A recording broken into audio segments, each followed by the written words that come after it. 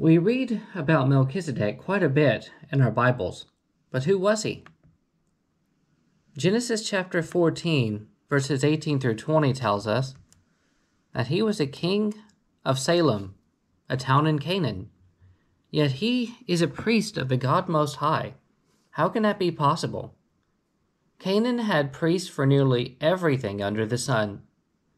But King Melchizedek also happened to be the priest of the Almighty. He was without genealogy and obviously couldn't have come of the tribe of Levi, which comes later through Abraham. When Abram returns from the conquest of Chedorlaomer and the kings that took his side, he is greeted, fed bread and wine, and blessed by Melchizedek. While the Bible doesn't state that this bread was unleavened, the idea of offering that particular meal as a shadow is obvious. Then something interesting happens. Abram, the father of the eventual tribe of Levi, gives tithes to this man, giving him the due honor future priests would receive.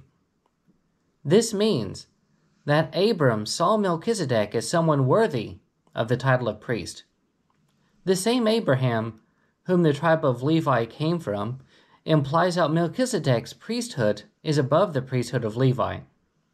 This must be true, as Jesus' priesthood is according to the order of Melchizedek. Now, his not having beginning of days nor end of life logically can't mean that him as a man was physically immortal, otherwise we'd know of his continued existence. He also isn't like Christ because Hebrews chapter 7 and verse 3 states so. This can only mean that his birth and death simply weren't recorded. It also says in verse 3 that he became like the Son of God, remaining a priest continually.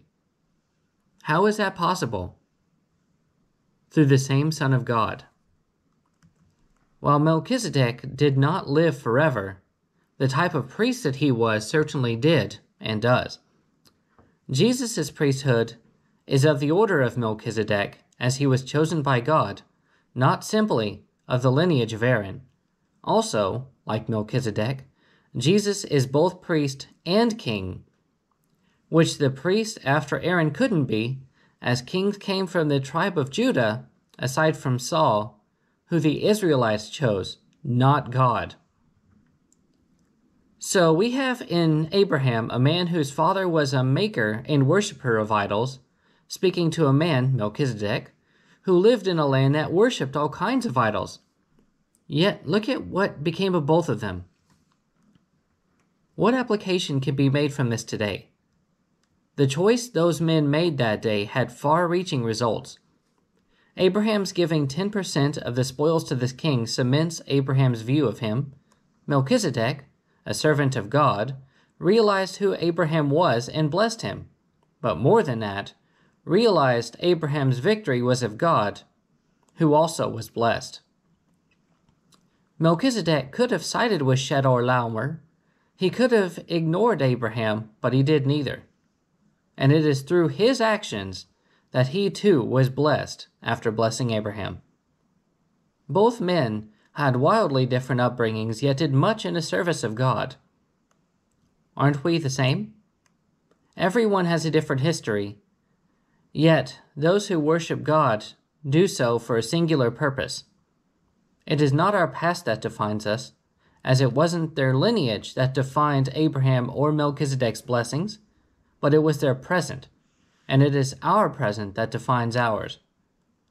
We have nearly limitless choices before us every day, and the choices that we make most of the time have little consequence.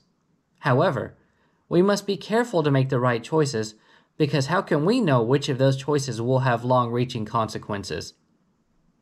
Everyone is left with a choice.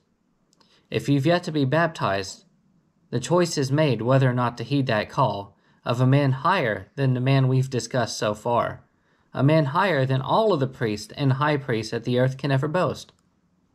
A call to be baptized, calling on the name of the Lord for the forgiveness of sins and hope to live in heaven for all of eternity.